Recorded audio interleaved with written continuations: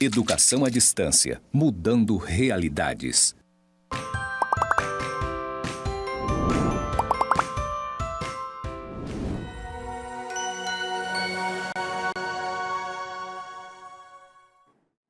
Olá, aluno, olá, aluna, seja bem-vindo, bem-vinda a mais uma aula da disciplina Fundamentos e Práticas da Alfabetização 1.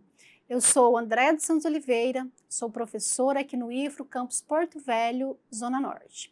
Antes de prosseguir a aula, e nesta aula já adianto que nós continuaremos abordando a alfabetização como processo discursivo, eu farei a minha audiodescrição. Eu sou uma mulher branca, cabelos encaracolados na altura do ombro, estou usando uma calça e uma camisa em tons terrosos, estou dentro do estúdio de gravação do IFRO Campus Porto Velho, Zona Norte.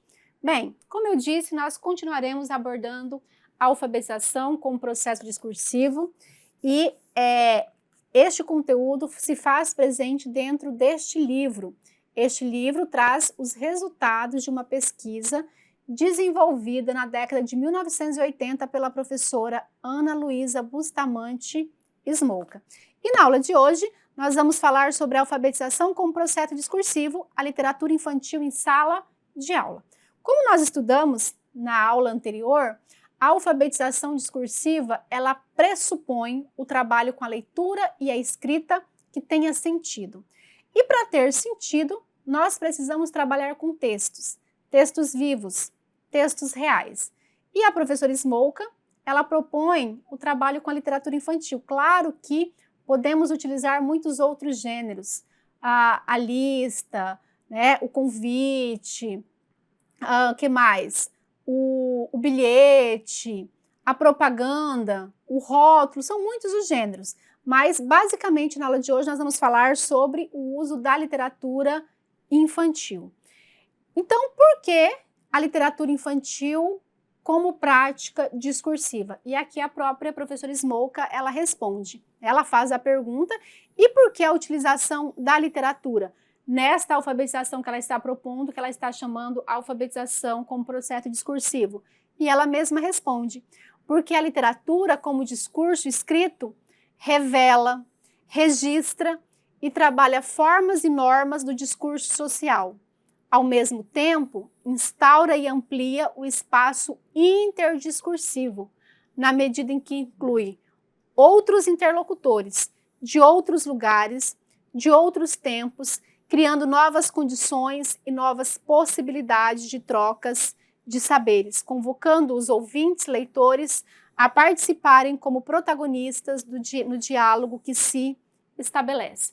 Eu quero fazer um gancho aqui desta citação da professora Smolka com um texto muito importante do crítico literário brasileiro Antônio Cândido, que é um texto que se chama Do Direito à Literatura. Lá neste texto, ele argumenta que a literatura ela deve ser entendida como bem essencial para o ser humano, para o desenvolvimento humano. Então, assim, a literatura, além de servir, né, para essa alfabetização discursiva, ela é um direito da criança, ela é um direito do adolescente, ela é um direito do adulto.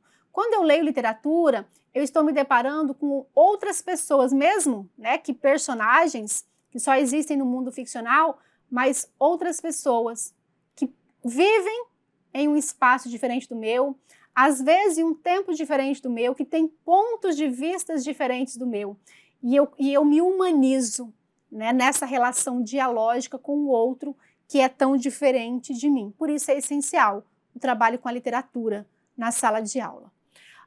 Mas o que implica o trabalho com a literatura infantil em sala de aula? Além de conhecer e considerar o caráter originalmente pedagógico, ético e pragmático desse gênero como produto cultural, forjar e construir a dimensão lúdica e estética fantástica e maravilhosa dos textos e das atividades de leitura e de escrita com as crianças implica trabalhar não só a leitura, mas a autoria do texto escrito. Então, veja bem, quando eu uso a literatura infantil em sala de aula, não vai ser, né, Primeiro, eu não posso me esquecer do caráter lúdico que tem o texto literário, que tem os livros ilustrados. Eu não posso me esquecer dessas questões. Lembrar sempre em fazer uma roda de conversação, que é permitir que as crianças emitam, não vou nem dizer permitir, vou trocar o verbo, é possibilitar.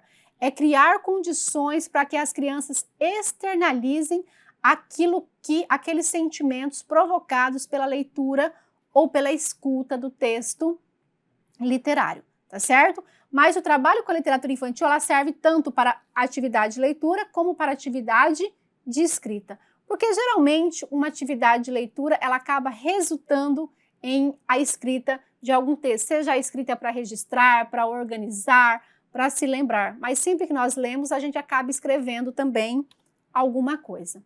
E aqui nós temos, né, as histórias em quadrinhos, que é aquele gênero textual formado pelo texto verbal e pela ilustração. E aí muito importante trabalhar, né, com esse gênero que une as duas linguagens, porque na alfabetização a criança está se apropriando do texto escrito. Então as imagens vai acabar auxiliando no processo de construção de sentidos. Então aqui nós temos uma história em quadrinho que foi utilizada em sala de aula. As crianças fizeram a leitura desta história em quadrinho, né? E depois elas produziram um texto, porque lembra que na aula passada eu falei muito sobre isso. A alfabetização discursiva pressupõe sentido. Eu leio para produzir sentidos, eu escrevo, né, para organizar as ideias, e essas ideias têm que ter sentido. Então, a partir da leitura deste texto aqui, composto pelas duas linguagens, um texto misto, portanto, uma das crianças escreveu este texto aqui. Então, aqui, essa é a escrita da criança, e aqui, né, reproduzido para ficar mais fácil o entendimento. Então, ela começa, era uma vez. Então, veja, a criança, ela já se apropriou que muitas das histórias que ela lê, principalmente os contos, né, infantis, começa com este enunciado, era uma vez. Então, provavelmente, esta é uma sala onde a criança ouve muitas histórias. Então, ela começa, era uma vez. E aí ela diz, não, né? Por quê? Porque aqui alguém, né, joga alguma coisa, né, fora do lixo. Então, ela intercala, ela começa com era uma vez, mas intercala um diálogo. Alguém grita, não. Ou, para de jogar, velha maluca. Né? Então, veja que ela junta, é claro que ela está ainda aprendendo, ela junta o era uma vez, típico da fala do narrador, com a fala do gato, né? Porque a velha joga o lixo, ó, um resto de uma maçã, ela joga no chão e não no lixo. Então, o gato grita, não, né? Ele grita aí, pare de jogar, velha maluca. E aí ele diz, está muito gostoso, mas você acertou na cabeça do gato. Então veja que a criança ela vai aqui unindo, fala do narrador, fala do personagem, né?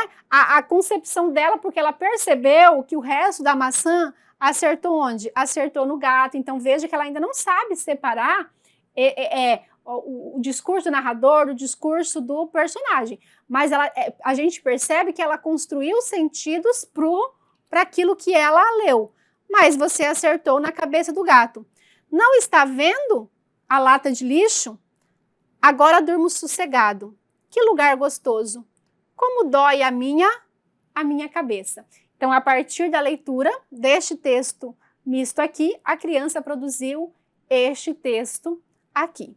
Então, vamos para a análise da escritura a partir de alguns pontos de vista. Então, lembrando, né? Ó, aqui a gente tem palavras juntas, não é mesmo? Velha maluca, ela também uniu, ela aglutinou, né? Como se fosse uma única palavra. Tudo isso por quê? Porque ela ainda está em fase de aprendizado. Então, olha aqui. Essa, como minha cabeça dói, olha só, como dói a minha, ela colocou tudo junto também, sem o espaço entre a palavra como, a minha cabeça. Então, ela escreveu tudo junto, né? Cabeça, ela separou K, né? E depois o beça. Então, veja que é uma criança ainda em fase de apropriação da linguagem escrita, mas é um texto que já possui sentido. Então, vamos aqui para a análise da professora Smolka do ponto de vista ortográfico. Aglutinação e contração de palavras que se pode interpretar pela sequência rítmica e entonacional da fala, né? Então, ela diz assim, quando a criança, ela une, para de jogar, ela vai o quê? Né? Pela forma, ela entende que esse para de jogar sai tudo junto. Então, ela escreve, sem este espaço, como dói a minha cabeça. Então, como dói? Ela pensa que é tudo junto, agora cabeça, provavelmente como ela deu essa pausa, cabeça, ela quis separar. Então, a Smoke, ela percebe isso a partir do ponto de vista ortográfico. A contração, o recorte e omissão que provoca uma perda de sentido em maivo, a céu na cabé do gato, né? Então, nessa frase, nesse enunciado, como foi contraído, né? E até omitido algumas palavras, provoca uma perca de sentido. A supressão das últimas sílabas em cabeça, né? Porque ela não escreve cabeça, a criança, ela escreve cabé, né? Do gato, e vendo a lata pode ser explicado pela acentuação tônica das palavras. Em se lugar cotô, que é que lugar gostoso, né? A criança revela uma opção ortográfica e substitui o C em vez de usar o QU, né? Então, ela tem, como ela está nessa fase de aprendizado, ela ainda não sabe quando se usa o C, quando se usa o QU, e isso é compreensível, porque, por exemplo, na palavra caco, é com C, e a pronúncia é de quê, né? Então, por isso que ela ainda faz essa confusão. Lixo era a única palavra, veja aqui na tirinha, olha a tirinha, né? Então, aqui nós temos, neste latão está escrito lixo. Então, lixo é a única palavra que estava escrito na tirinha. Mas quando a criança ela vai escrever o seu texto, ela escreve lixo com CH. Indica o quê? Que ela não fez uma cópia do que ela viu, né? Significa que na hora que ela estava produzindo o texto, ela estava de fato mais preocupada com a construção de sentidos do que com a cópia, tá certo? Então, a partir disso, ela diz, a professora Smoke, lixo era a única palavra escrita nos quadrinhos. E a criança não copia, mas escreve lixo com CH no seu texto. Então, são algumas das constatações. Então, primeiro nós apresentamos os problemas, que são problemas típicos de uma criança que ainda está em fase de aprendizado, mas aqui agora vamos perceber quais os conhecimentos a respeito da língua escrita essa criança já construiu. Ela revela um certo domínio do instrumental alfabético e do mecanismo de escrita. A criança não meramente grava fonemas e grafemas, não meramente copia ou repete, mas ela processa, ela elabora esse conhecimento dinamicamente, discursivamente. Então, um fato muito importante aqui é que a criança, ela não tenta copiar, ela não tenta usar palavras soltas, que ela poderia ter escrito, tentar escrever velha, gato, lixo, palavras soltas, não. Ela tenta, claro que ainda com problemas, mas ela tenta construir sentidos para aquilo que ela leu neste gênero textual aqui. Então, é uma criança já em fase de aprendizado, de que aquilo que se escreve deve ter sentido, que a gente constrói sentido para aquilo que a gente lê, né? Então, diante dessas constatações, a própria professora Smoke, ela questiona o que é ser leitora e escritora na escola. E aí ela responde, é decodificar e codificar mensagem por escrito. É ler e escrever com sentido, como tenta fazer essa criança, ela tenta escrever um texto com sentido, mas ler com sentido é a última etapa que a escola espera da criança no processo de alfabetização. E aqui na alfabetização na perspectiva discursiva, o que a gente está tentando dizer é que desde o início o sentido deve se fazer presente para os processos de leitura e para os processos de escrita. E a escola tradicional, o professor alfabetizador tradicional, ele vai entrar com sentido só na última fase. Primeiro ele ensina a criança a ler, né, as letras, pronunciar as letras, depois pronunciar sílabas, depois pronunciar palavras isoladas e só lá para frente ele trabalha com sentido. Veja que isso, né, prejudica muito o aprendizado, pois se desde o início ele ensinar que ler é construir sentidos e escrever é organizar as ideias para provocar sentido, essa criança vai se tornar um melhor leitor e um melhor escritor. Então, a professora diz que a escola não trabalha o ser, o constituir-se leitor e escritor. A escola espera que as crianças se tornem leitoras e escritoras como resultado do seu ensino. Então, a escola ensina a criança a pronunciar letras, pronunciar sílabas, pronunciar palavras e espera que automaticamente, como num passe de mágica, a criança aprenda a construir sentido para aquilo que ela lê e a organizar as ideias com sentido. Não, se ler é construir sentidos para o escrito, se escrever é organizar as ideias em sentido, é isso que eu tenho que ensinar desde o processo, né, desde o início do processo de alfabetização. No entanto, a própria prática escolar é a negação da leitura e da escrita como prática dialógica, discursiva, significativa. Aqui é uma crítica à alfabetização tradicional, certo? Então, a sala de aula, dentro deste processo da alfabetização discursiva, a sala de aula ela precisa ser espaço para leitura e escrita.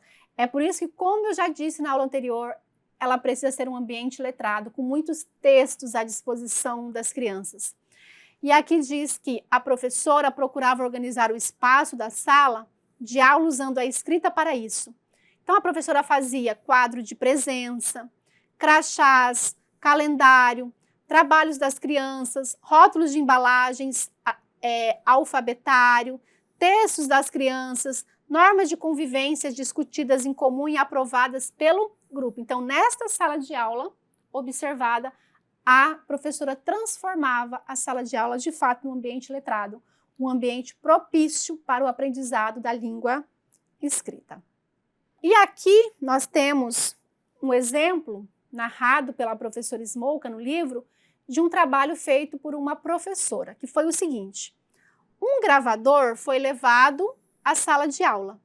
Foi então proposto às crianças que se sentassem num grande círculo para a elaboração de uma história em conjunto. Então, as crianças iriam oralmente construir uma história. Ah, mas é oral e não escrito, mas estariam aprendendo a organizar o sentido. Cada criança pegaria o gravador e falaria alguma coisa, acrescentando, transformando a história. Essa narrativa foi reelaborada num texto escrito pelos adultos e lido para as crianças. Então, percebam que as crianças estavam contribuindo com a produção deste texto escrito. Claro, como elas ainda não escreviam, um adulto mais experiente, ele foi o escriba. E o título deste texto foi O Espírito que Foi para o Céu.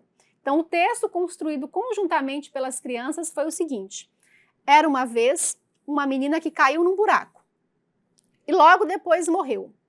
Sua alma foi para o céu. Então as pessoas foram à cidade para comprar coisas para o enterro. Compraram também comida e mistura, carne e frango. Enquanto isso, o pai comprou o caixão. Todos foram ao cemitério e o coveiro enterrou a menina. A mãe ficou nervosa e desmaiou. Depois do enterro, todo mundo ficou triste e foi para casa com dor de cabeça. A menina que morreu virou caveira e subiu para o céu. E Jesus agarrou a caveira e, quando viu, ficou com medo e jogou a menina dentro do buraco de novo. Então, perceba que esse foi um texto produzido pelas crianças. E continua. O tempo passou e uma outra menina nasceu, irmã da que morreu. Ela cresceu e foi à igreja rezar pela irmã. E o padre disse que era para levar flores para a irmã no cemitério. Mas a menina que estava morta levantou, pegou a vela que estava em cima do caixão, jogou no chão e saiu correndo. Quando a irmã chegou lá com flores, levou um grande susto, porque a irmã não estava mais lá. Então vejam que é um texto com sentido que essas crianças organizaram, né? E aí, veja que o texto, oralmente, foi produzido pelas crianças, as crianças iam falando a ideia do texto, iam gravando no gravador, e depois um sujeito mais experiente, que pode ser o professor, foi escrevendo, né, aquele texto produzido oralmente pelas crianças. Mas depois, a professora pediu para que cada uma das crianças reescrevesse esse texto. O que ela entendeu deste texto que ela contribuiu na elaboração coletiva.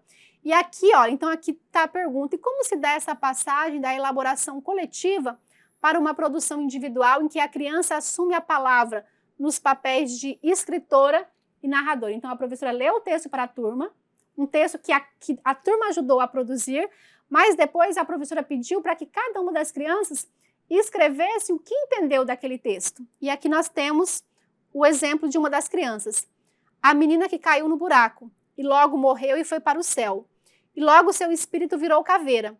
E as pessoas foram na cidade comprar véu e vela. E todo mundo foi para casa com dor de cabeça. Então isso foi o que a criança entendeu e a forma como ela escreveu. Então veja que é importante ter esse momento em que o professor é escriba, né, em que o professor vai registrando ali as ideias da criança, mas é importante que a criança também tenha esse momento de escrita individual, tá? Então o que nós podemos aqui compreender? Que o trabalho na perspectiva discursiva evidencia que as crianças arriscam escrever porque querem. Então quando a criança é motivada, incentivada, ela arrisca escrever, né? Porque podem, porque gostam, porque não ocupam o lugar dos alunos que ainda não sabem, mas daqueles que podem ser leitores, escritores e autores. A escrita começa a constituir um modo de interação consigo mesmo e com os outros, um modo de dizer as coisas. Então, isso que fica evidenciado numa alfabetização discursiva. Para finalizar a aula de hoje, as práticas pedagógicas baseadas na alfabetização discursiva revelam a capacidade das crianças registrarem por escrito o que pensam, o que desejam, desde o início da aquisição da escrita. As crianças aprendem a escrever escrevendo.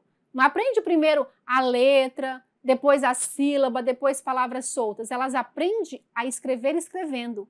Aprendem a ler lendo. E para isso lançam mão de vários esquemas. Quais são os esquemas? Elas perguntam, elas procuram, elas imitam, elas copiam e elas inventam e elas combinam. Tá certo? Dessa forma, as crianças aprendem um modo de serem leitoras e escritoras, porque experimentam a escrita nos seus contextos de utilização. Deste modo, as crianças não escrevem para o professor corrigir. Elas usam, praticam a leitura e a escritura. Os textos podem ser ou não corrigidos, dependendo da função e do uso. Então, alguns textos a professora corrige, se aquele for o propósito, outros não, depende da intenção daquela aula. Alguns são escolhidos e corrigidos para compor uma coletânea da classe. Outros corrigidos são colocados em murais.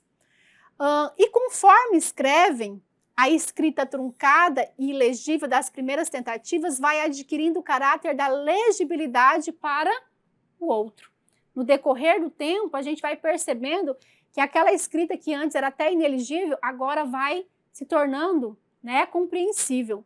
A quantidade de omissões e aglutinações vai diminuindo, e a escritura vai sendo marcada pelo fluxo e pela fluência da fala com suas hesitações, repetições, lapsos e incertezas. Começam a se delinear as dúvidas com respeito à ortografia e à segmentação. Por exemplo, começa a pensar, como será que escreve lixo? Será que é com CH ou será que é com X? Já que o som é o mesmo, né? Mas isto vai além da legibilidade do texto. Implica a questão da articulação do sentido. E aqui eu quero destacar a palavra sentido, porque não tem como falar em alfabetização discursiva sem estarmos o tempo todo preocupados com o sentido daquilo que lê e o sentido daquilo que se escreve.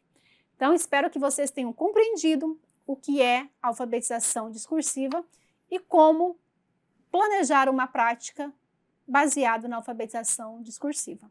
Até mais!